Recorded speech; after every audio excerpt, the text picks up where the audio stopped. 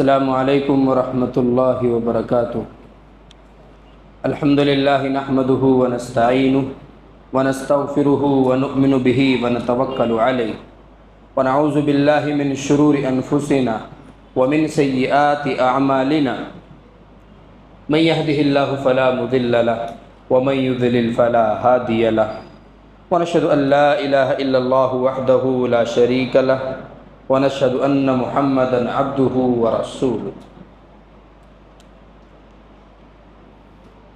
معزز مصلیان اعظام، سامعین کرام، نبی پاک صلی اللہ علیہ وسلم کی محبت دل میں بسا کر رکھنا، نبی پاک صلی اللہ علیہ وسلم کی محبت کو آنکھوں سے اور سینے سے لگا کر رکھنا، آپ صلی اللہ علیہ وسلم کی ذات کو اپنی جان، مال اور اولاد پر ترجیح دینا، یہ پارٹ آف دین ہے، دین کا حصہ ہے۔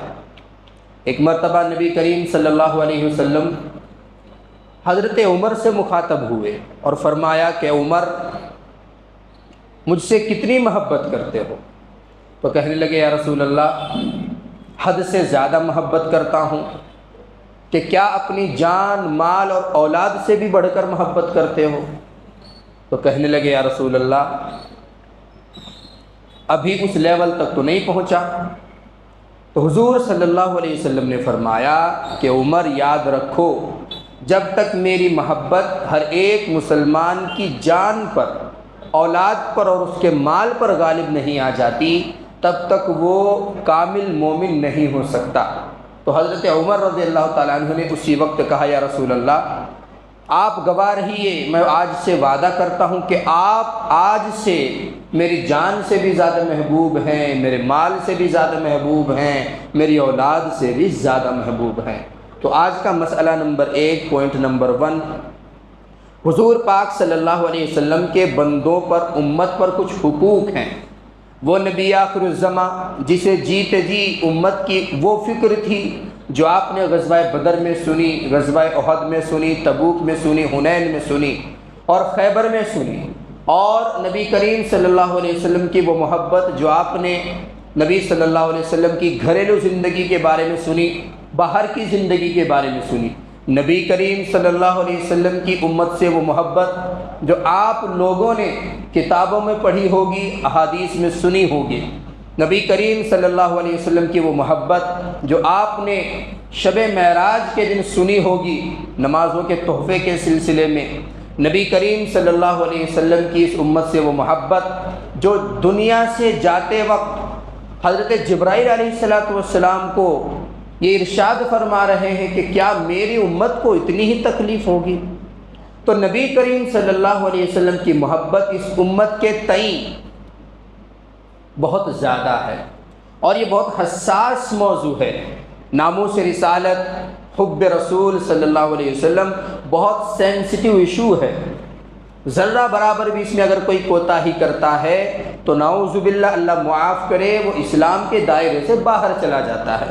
تو جہاں ہمارے اوپر یہ حقوق بنتے ہیں کہ نبی کریم صلی اللہ علیہ وسلم کی ہر ایک بات کا اتباع کیا جائے، ہر ایک حدیث کو سن کر اس پر عمل کرنے کی کوشش کی جائے، جو معمول بہا احادیث ہیں ان کو عمل میں لائیں، تو وہیں پر ہمارا ایک فرض یہ بنتا ہے کہ جب بھی نبی کریم صلی اللہ علیہ وسلم کا نام نامی، اسم گرامی آئے تو ہماری زبان سے دل کے انوالونگ کے ساتھ صلی اللہ علیہ وسلم ہماری زبان پر جاری ہو جائے۔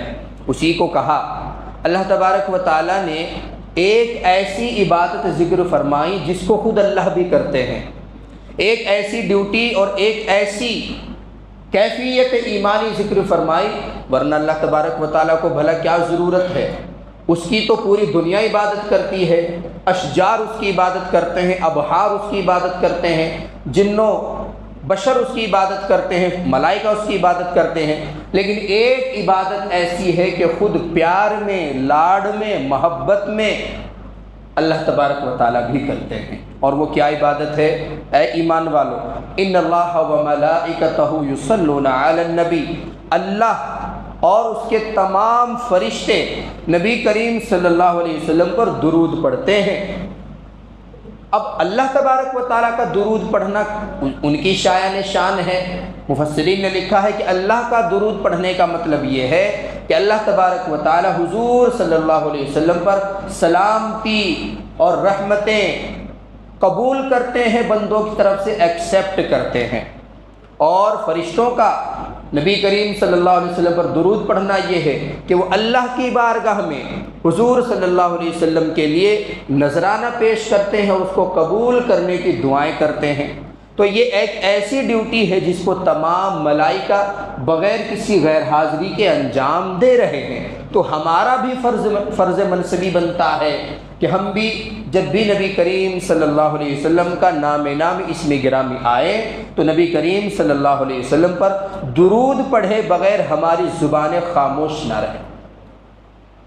یا ایھا الذین آمنوا، اور ایسا ہی نہیں کہ اللہ تعالیٰ نے اپنی کیفیت کا بیان کیا، فرشتوں کی کیفیت کا بیان نہیں، حکم بھی ہے یا ایھا الذین آمنوا، اے ایمان والو، صلو علیہ وسلموا تسلیما، تم بھی نبی کریم صلی اللہ علیہ وسلم پر صلاۃ و سلام بھیجا کرو۔ اس کا کم از کم درجہ کیا ہے کہ جب بھی آپ نبی کریم صلی اللہ علیہ وسلم کا نام سنیں تو زبان سے کہیں صلی اللہ علیہ وسلم، اور اگر ارادے سے آپ کو پڑھنا ہے تو پھر وہ والا درود شریف زیادہ قابل قدر ہے جو نمازوں میں پڑھا جاتا ہے۔ اگر آپ کو تسبیح پڑھنی ہے، ارادے کے ساتھ میں نبی کریم صلی اللہ علیہ وسلم کی شان میں تحفہ بھیجنا ہے تو پھر وہ درود پڑھیے جو نمازوں میں ہے۔ ان الذین یؤذون اللہ ورسولہ، اور وہ لوگ جو اللہ کو اور اس کے رسول کو تکلیف پہنچاتے ہیں۔ اللہ کو اور اس کے رسول کو بھلا کوئی تکلیف کیسے پہنچا سکتا ہے؟ کس میں اتنی ہمت ہے جو اللہ کو تکلیف دے، رسول کو تکلیف پہنچائے؟ عدم اطاعت ایذائے رسول صلی اللہ علیہ وسلم کا سبب ہے۔ اگر کوئی بندہ اطاعت نہیں کرتا، ایک باپ نے اپنے بیٹے کو کہا بیٹا مجھے ذرا پانی لا دیجئے، اب وہ بیٹا سنتا ہے، پانی لانے پر قادر بھی ہے، پانی بھی موجود ہے اور کوئی رکاوٹ بھی نہیں ہے، جان بوجھ کر حکم عدولی کرتا ہے، باہر نکل جاتا ہے۔ والد صاحب نے تھوڑی دیر کے بعد جب وہ لوٹ کر آیا پھر کہا، ہو سکتا ہے بھول گیا ہو، وہ پھر بھی نہیں مانتا، پھر باہر نکل جاتا ہے، تیسری مرتبہ پھر کہا، پھر بھی نہیں مانتا ہے، تو اس سے جو تکلیف ایک والد کے دل کو پہنچے گی آپ اس کا اندازہ لگائیے۔ اسی لیے اللہ کو تکلیف پہنچانا، رسول کو تکلیف پہنچانا کیسے ہوگا؟ عدم اطاعت کر کے، بات کو نہ مان کر۔ اگر کوئی اللہ کی بات نہیں مانتا، رسول کی بات نہیں مانتا تو سمجھ جائیے وہ اللہ کو اور اس کے رسول کو تکلیف پہنچا رہا ہے۔ تو پھر کیا ہوگا ایسے لوگوں کے لیے؟ لعنہم اللہ فی الدنیا والآخرہ، دنیا میں بھی ان پر لعنت، آخرت میں بھی لعنت۔ دنیا میں جب کسی پر لعنت ہوتی ہے تو اس کا سب سے بڑا اثر کیسے ظاہر ہوتا ہے؟ وہ بندہ خیر کے کاموں سے ایٹومیٹیکلی محروم کر دیا جاتا ہے، اس کو بھلائی کے کام اچھے ہی نہیں لگتے۔ کوئی انسان اس کو بھلائی کی بات بتائے اس کو عجیب لگتی ہے۔ تو یہ ہے اللہ کی اور اللہ کے رسول کی لعنت اور ملائکہ کی لعنت کہ ایسے بندے کا عبادات میں، جبکہ بہت خوبصورت ماحول ہے، بہت خوبصورت لمحات چل رہے ہیں اور بہت خوبصورت انوائرمنٹ ہے، اس کے باوجود بھی مسجد تک آتا ہے۔ اگر کوئی زبردستی لے کر آ بھی جاتا ہے، ہماری تبلیغی جماعت کے ساتھی محنت کر کے مسجد تک کھینچ کر لے بھی آتے ہیں، تو بہت سے اللہ کے بندے ایسے ہیں، اللہ ان کے حال پر رحم فرمائے، کہ وضو کرتے ہیں دکھلانے کے لیے اور جیسے ہی جماعت کھڑی ہوتی ہے تو چپکے سے نکل لیتے ہیں۔ کتنی بڑی ہدایت کے سلب ہو جانے کی یہ دلیل ہے کہ ایسے بندے سے گویا کہ اللہ تبارک و تعالیٰ نے ہدایت کو ہی چھین لیا۔ تو یہ ہے اللہ کی اور اللہ کے رسول کی لعنت کی پہلی وجہ اور پہلی دلیل اور پہلی نشانی۔ دوسری کیا ہوتی ہے دنیا میں، آخرت میں نہیں، دنیا میں دوسری کیا ہوتی ہے؟ دوسری لعنت دنیا میں یہ ہوتی ہے کہ ایسے شخص کی روزی کی برکت چھین لی جاتی ہے، خوب کما رہا ہے، صبح شام مشغول ہے، بات کرنے تک کا بھی موقع نہیں ہے اس کے پاس، لیکن بے برکتی اتنی ہے کہ ادھر آئے ادھر چلے گئے، ادھر سے آئے ادھر چلے گئے، بالکل برکت نہیں ہے، ٹکاؤ نہیں ہے، پائیداری نہیں ہے، ثبات نہیں ہے، تو یہ بھی اللہ کی اور اللہ کے رسول کی لعنت کی دوسری نشانی ہے۔ تیسری نشانی کیا ہے؟ اس کو اللہ تبارک و تعالیٰ نے اولاد عطا فرمائی، لیکن اولاد سے کسی قسم کا نفع اس کو نہیں مل رہا۔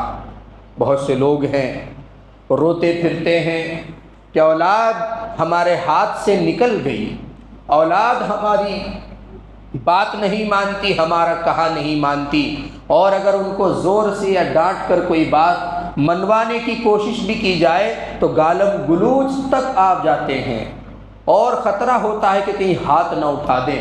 تو یہ بھی نشانی ہے کہ اللہ کی اور اللہ کے رسول کی ایسے شخص پر لعنت ہوتی ہے۔ تیسری نشانی کیا ہے؟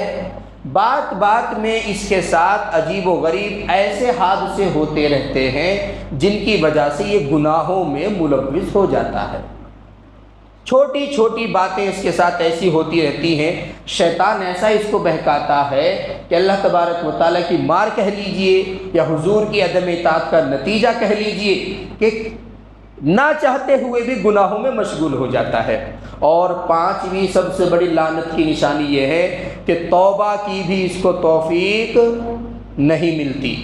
جب تک زندہ رہتا ہے بڑی اکڑ میں رہتا ہے، دنیا کے بھی کام ہیں، اولاد کی بھی ذمہ داریاں ہیں، مشغول ہے بہت زیادہ، لیکن توبہ کی اس کو توفیق نہیں مل رہی ہے۔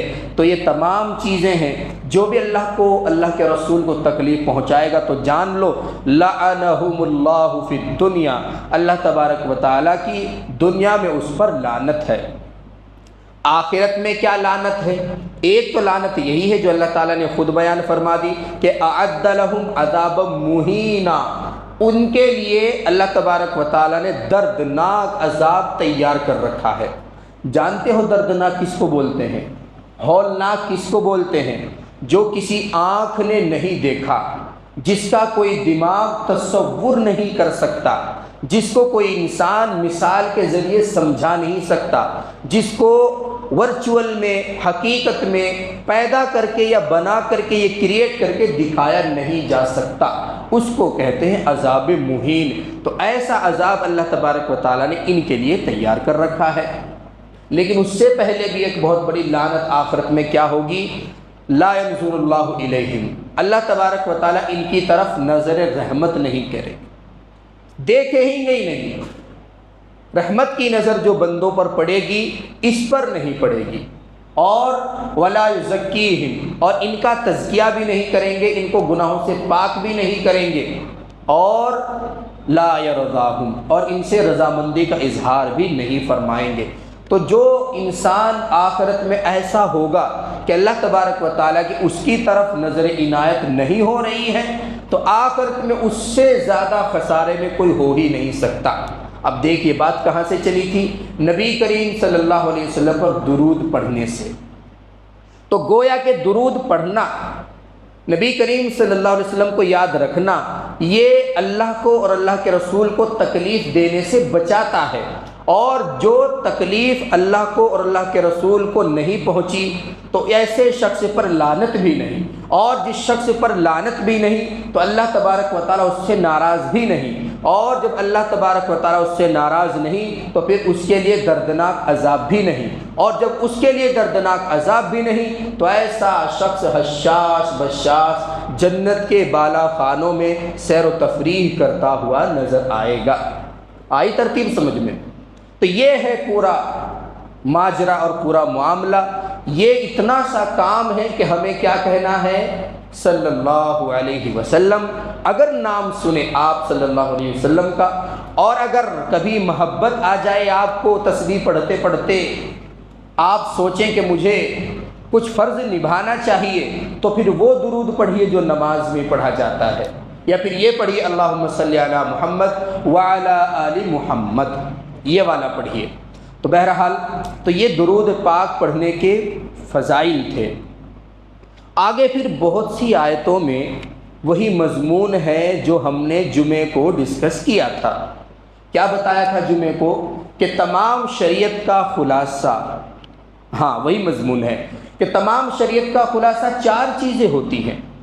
ابھی ہماری تبلیغی جماعت جس کام میں جس مشن میں لگی ہوئی ہے اس کا خلاصہ، مدارس جس کام میں لگے ہوئے ہیں طلباء کی رہنمائی کے لیے اس کا خلاصہ، خانقاہوں میں جو اکابر لوگوں کی اصلاح کے لیے مامور ہیں اس کا خلاصہ، یا اسی طریقے سے دنیا میں انفرادی اور انڈیویژول طور پر کام کرنے والے ہر ایک فرد کا جو بھی دینی منصب ہے اور جو بھی اس کا ارادہ ہے ان سب کا خلاصہ 4 چیزیں ہیں۔ کیا ہیں 4 چیزیں؟ پہلی بات تو یہ ہے، ہر ایک انسان کا یہ ٹارگٹ ہوتا ہے کہ اس کا ایمان دن پر دن بڑھتا جائے، ہوتا ہے سب کا ارادہ یہی، اور سب کی نیت بھی یہی ہوتی ہے۔ تبلیغ جماعت میں جانے کا بھی مقصد یہی ہوتا ہے کہ ہمارے ایمان میں اضافہ ہوتا رہے، ہمارے ایمان میں زنگ نہ لگ جائے، ہمارا ایمان پرانا نہ ہو جائے۔ صحابہ کرام نے پوچھا تھا یا رسول اللہ ایمان بھی پرانا ہوتا ہے کہ ہوتا ہے؟ اس کی بھی تجدید کرتے رہنا چاہیے اور اس کو بھی پاک صاف کرتے رہنا چاہیے۔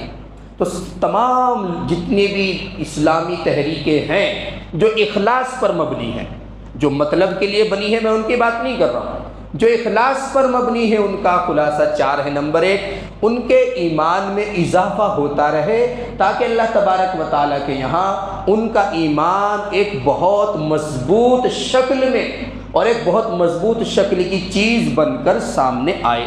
نمبر 1، اس پر رات دن محنتیں جاری ہیں۔ رمضان المبارک جیسی گھڑیاں چھوڑ کر ہمارے تبلیغ جماعت کے احباب اپنے پیارے بچوں کو چھوڑ کر، بھائی اور بہنوں کی افطاری کو چھوڑ کر آپ کے درمیان صرف یہ بتانے کے لیے آئے ہیں کہ بھائی نماز پڑھو، سیدھے راستے پر آؤ، اور واللہ لا اسألکم علیہ اجرا، یہ اس بات پر کوئی اجرت بھی نہیں مانگتے۔ ورنہ تو آپ کسی بھی جماعت کو دیکھ لیجیے، جو بھی دنیا کی جماعت ہے، پہلے بہت زیادہ اصلاحی باتیں کریں گی اور پھر بعد میں کہیں گی کہ ہمارے ٹرسٹ میں چندہ بھی جمع کرتے ہوئے جائیں، لیکن یہ واحد ایک ایسی جماعت ہے لا اسألکم علیہ اجرا، یہ کوئی اجرت بھی کسی سے نہیں طلب کرتی۔ تو ایمان میں اضافہ نمبر 1۔ نمبر دو کیا ہے؟ تمام انسانوں کا مقصد یہ ہوتا ہے کہ کسی نہ کسی طریقے سے اس کی اصلاحی تربیت ہو جائے، اصلاح نفس ہم اس کو بول سکتے ہیں، ہمارے جو ہے نفوس کی اصلاح ہو جائے، ایسے مصفہ اور مزکہ ہمارے نفوس ہو جائیں کہ اللہ تبارک و تعالیٰ کی طرف سے ہمارے نفس کو خطاب کر کے روز محشر کہا جائے یا ایتھا النفس المطمئنہ، اے نفس مطمئنہ، اے میری اطاعت میں سر جھکانے والے، سجدہ کرنے والے، راتوں کو رونے والے، جماعتوں میں نکلنے والے، آنسو بہانے والے، پریشانی اٹھانے والے، تکلیف اٹھانے والے، صبر کرنے والے، یا ایتھا النفس المطمئنہ ارجعی الی ربک، لوٹ جا اپنے رب کی طرف، آج وہ تیرا رب تجھ سے خوش ہے، راضیۃ مرضیہ، اس حال میں کہ اللہ تجھ سے راضی اور تو اللہ سے راضی، فادخلی فی عبادی، تو میرے ان بندوں میں شامل ہو جا جن کو میں نے اپنی رضامندی کا سرٹیفکیٹ دیا ہوا ہے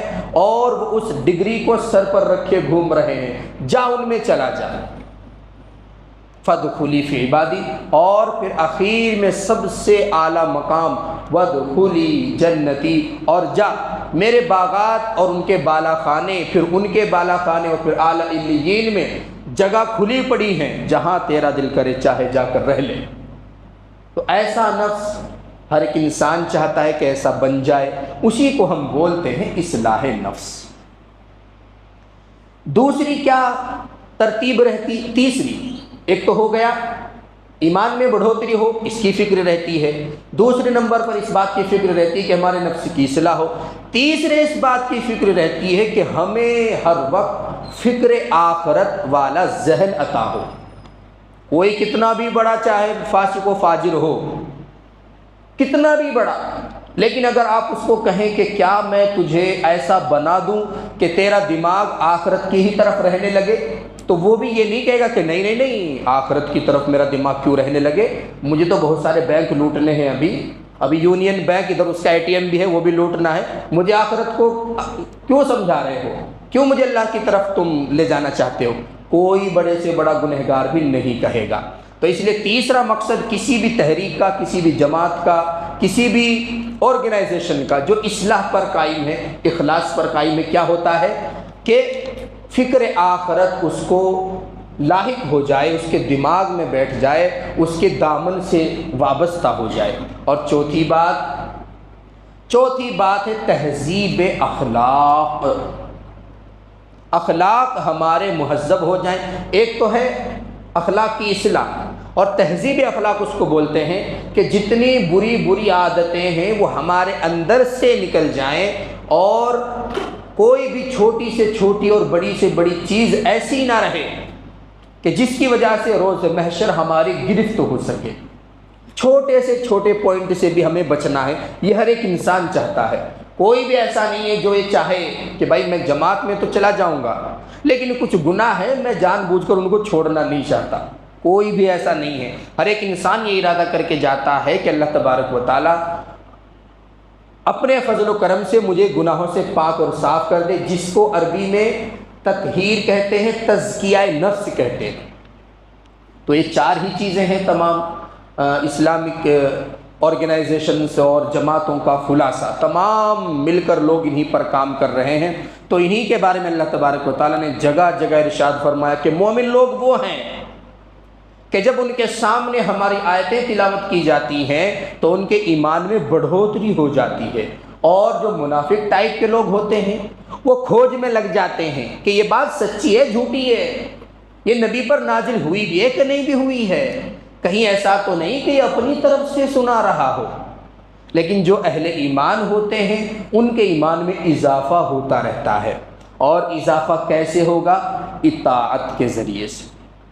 جب اللہ کی اور اللہ کے رسول کی اطاعت ہوگی تب ایمان میں اضافہ ہوگا، جب اللہ کے اور اللہ کے رسول کی اطاعت ہوگی تب اصلاح نفس ہوگا، جب اللہ کے اور اللہ کے رسول کی اطاعت ہوگی تبھی فکر آخرت ہوگی، اور جب اللہ کے اور اللہ کے رسول کی اطاعت ہوگی تبھی تہذیب اخلاق ہمارے سامنے اچھے انداز میں پیش ہوں گے۔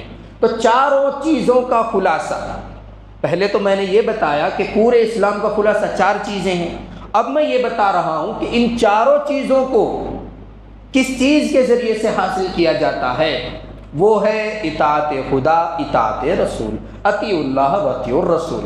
اہل ایمان کے بس دو ہی اصول، اطیعوا اللہ و اطیعوا الرسول، اللہ کی اطاعت کرو، اس کے رسول کی اطاعت کرو، باقی ٹینشن لینے کا نہیں۔ تو اسی لیے اللہ تبارک و تعالیٰ نے جگہ جگہ پر اصلاح نفس کی بات کی ہے، اطعنا اللہ و اطعنا الرسول، ایمان میں بڑھوتری کی بات کی ہے، یا ایھا الذین آمنوا لا تکونوا کالذین آذوا موسیٰ فبرأہ اللہ مما قالوا، اور جگہ جگہ پر تہذیب اخلاق کی بات کی ہے، یا ایھا الذین آمنوا اتقوا اللہ وقولوا قولا سدیدا یصلح لکم اعمالکم ویغفر لکم ذنوبکم ومن یطع اللہ ورسولہ فقد فاز فوزا عظیما۔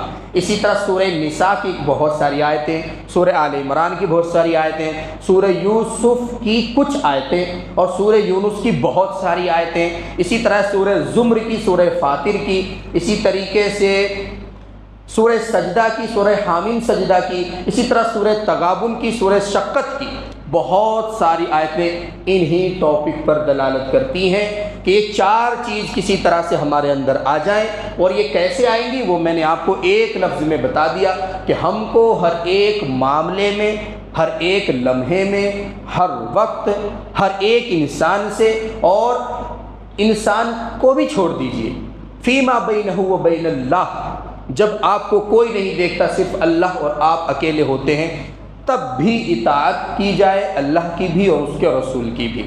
اب آپ روم میں بیٹھے ہوئے ہیں، کوئی تو نہیں دیکھ رہا ہے وہاں پر، آپ نے پلیٹ میں کھانا لیا اور کھڑے کھڑے کھانے لگے، کوئی بھی نہیں دیکھ رہا ہے، آپ کی بیوی بھی نہیں ہے اتفاق سے، بچے بھی نہیں ہیں، اور جب باہر آتے ہیں تب آپ بیٹھ کر دسترخوان پر اس کی فضیلتیں بیان کرتے ہیں۔ تو یہ مطلب ہے کہ بندوں کے سامنے تو اطاعت رسول اور اطاعت خدا ہے، لیکن تنہائی میں نہیں ہے۔